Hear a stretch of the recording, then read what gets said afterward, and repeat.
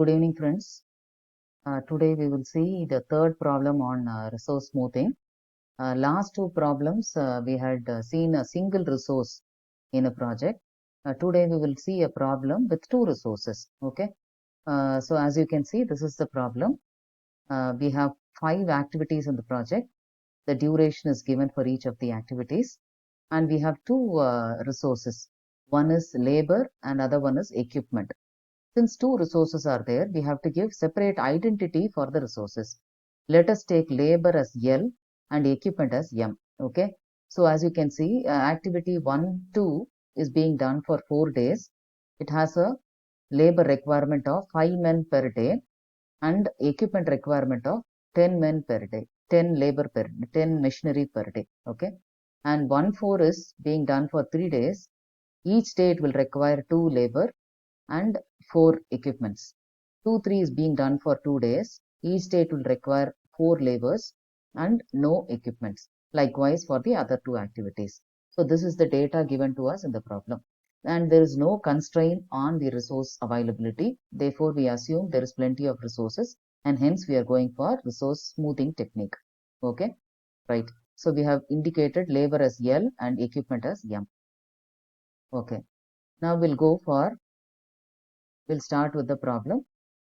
So as you can see, we will draw the network first, analyze the network, and we get a critical path for the network as 1, 2, 3, 4 with a duration of 10 days. And 2 non-critical activities are there, 2, 4 with a total float of 4 days and 1, 4 with a total float of 7 days. So this is the analysis from the network. We will go to the square network diagram. So this is the square network for the project, and we find that 1, 2, 3, 4 is the critical path, and 2, 4 activity, non-critical activity has a total float of 4 days, and 1, 4 has a total float of 7 days. Okay. Now, as usual, we used to introduce the single resource against the duration. Here we have 2 resources, so we will put 2 resources against the duration, and we have unique identity for each of the resources. Now, if you go to the previous problem given to us, the question 1, 2 has 4 days as a duration, 5 labor and 10 machinery. So we are just writing it against the duration, 5L and 10M. Likewise for each of the activities, we are just introducing the resource. 2, 3 has just labor alone, no machinery. So therefore, we are putting a dash against machinery. So we are introducing this and then completing the network. Now what we will do, we will go and find out the total demand for labor and machinery as usual. So what we will do, we will move vertically and see which are the activities being done in parallel and calculate their total aggregated demand. Okay, so if you see first 3 days, we have 1, 2 and 1, 4 in parallel, and their total demand, if you add up, it is 2 labors and 4 machinery, 14 machineries. Sorry, 2 plus 5, 7 labors and 14 machinery. Okay, so we are writing 2 plus 5, 7 labors for 3 days, and then we have 4 plus 10M, which is 14 machinery for 3 days. Okay, so this is how we aggregate the requirement for labor separately and machinery separately by just drawing a 2 boxes just below the duration. Okay, and then you see the first 3 days this activity is getting completed. On the 4th day we have only 1, 2 in parallel. Its demand is 5 labor and 10 mason. We don't have any 10 machinery, which doesn't have any parallel activity here. So 5 and 10. Then on the 6th day and 7th day we have 2, 3 and 2, 4 in parallel.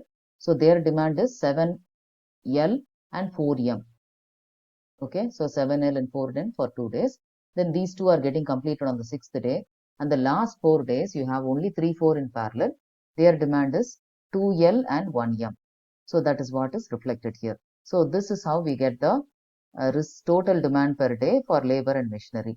Now, as usual, we will prepare the histograms for these two, labor and machinery, one below the other. So we have drawn it here. So we will show the labor and machinery demand like this. Okay, and it has to be exactly put one below the other so that we can find out where there is peak demand on both the resources together. So any change in one resource will definitely impact the other resource. So it is always better to put one below the other so that we can clearly see which are the zones which are peak for both together. So this is the total requirement for labor, okay, and this one is the total requirement for labor we are seeing from this trend, okay, which is 7 for 3 days, 5 for 1 day, sorry, then 7 for 2 days, and then 2 for 4 days. So we are reflecting it on the graph here. So it is 7 for 3 days, then 5 for 1 day, 7 for 2 days, and then 4 for 2 for 4 days. So we are reflecting this from the square network total demand. Similarly, for the machinery portion, we are calculating once again from the second box. It is 14 for 3 days, then it comes to 10 for 1 day, 4 for 2 days, and 1 for 4 days. So that is reflected over here. Okay. So you get a trend like this. Now, if you see on both these graphs, the first here the labor portion, it's fairly leveled up to 6th day. Then for the 4th day, it is very 4 days, remaining 4 days, it is very low. Here you have for the first 4 days, fairly it is having a peak demand, then it is coming down drastically to a very low level, and therefore there is very minimum demand. So low, both the trends here at least somewhat it is better, but here there is a very drastic non-uniform demand. So therefore we have to go for balancing of resources. Okay. Now for balancing, we have to do see one important challenge is there for us. Now when there are more than one resource, we have to be cautious in balancing, since while shifting a non-critical activity from a peak zone to a non-peak zone in one of the resource, it may lead to increasing the demand in the other resource. So therefore, you have to be cautious about that. Okay. So in this case also, first for 5 days or first 4 days, there is an increasing trend. Here up to 6 days, it is a increasing trend, fairly increasing trend. And for the last 4 days in both the cases, there is a very low demand. So now if we go to the square network, we can see that we have to shift the non-critical activities, and we have two non-critical activities to be shifted. 1/4 has to be shifted throughout by a total float of 7 days, because the bottom portion, you see the last 4 days, it is having a very low demand. So let us shift 1/4 throughout by total float of 7 days, whereas 2/4 I will shift only by 1 day, because if I shift it completely, there will be a very high demand in this portion and a very minimum demand in this portion. Okay, in this portion rather. Therefore, what I'll do is I'll only shift to 2/4 by 1 day.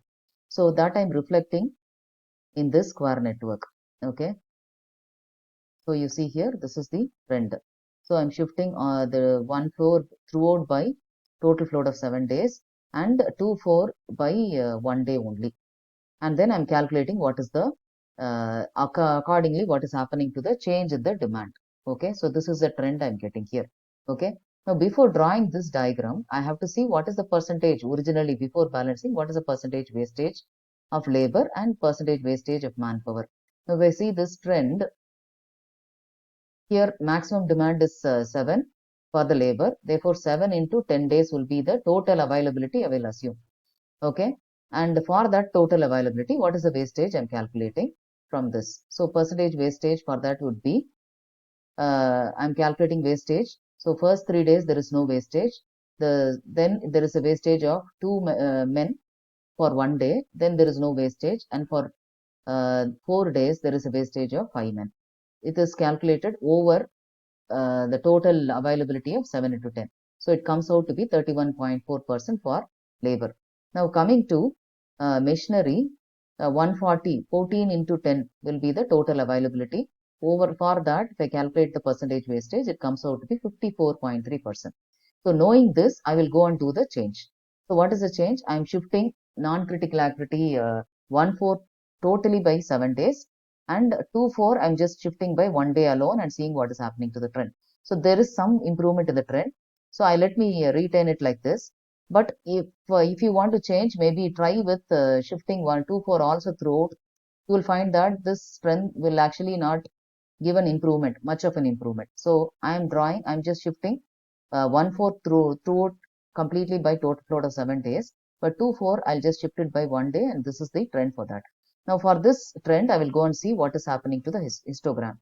What I'm doing is I'm going to superimpose the revised trend over the original trend. So this black line or the blue line shows the trend before smoothing, and this red line shows the trend after smoothing. So this is how the balancing has happened for labor. Now for machinery, the trend is again superimposed here also. So I get a trend like this. Okay, right? Now for this, I'm calculating what is the percentage of wastage for labor. Now the smoothing process or balancing process is over. Now I'll calculate what has happened to the whether there is an improvement in the reduction of wastage. Now, as far as the labor part is concerned, I find that there is no change in the wastage, percentage of wastage. It is remaining the same as the previous one before balancing. It is exactly the same, 31.4%. But the percentage of machinery, there is an improvement. Originally, it was something like 54.3%. Now it has come to 36%. So there is a drastic change. Labor portion, there is no improvement. But for the machinery portion, there is an improvement of 36% over 54.3% originally got obtained. So this is what is the trend from this balance after balancing. Okay, so this percentage are calculated for the revised balancing. After balancing the trend based on the trend, I'm just saying. And here there's for the machinery part, if you see, it is 10 is the maximum demand. Therefore 10 into 10 is the total availability, I'm assuming. Here the maximum demand is 7. So therefore 7 into 10 for the second case. Okay, so this is how we complete a 2 resource problem. Okay, so normally up to 2 resources you will be given in resource smoothing. Beyond that, it becomes very tedious to calculate. So each time you have to draw this histogram and update it, and you have to be very careful in updating, because if you revise one of the resource or revise one of the non-critical activity in one of the resources, it may have a negative impact on the other. It may increase the resource demand. Okay, so therefore that portion you have to be little careful, and then accordingly you can do. Otherwise, the calculations are very simple. So I think hope you are understood this, students. If you have any queries, you can post your queries onto Canvas or come on an online classroom. Okay, thank you so much.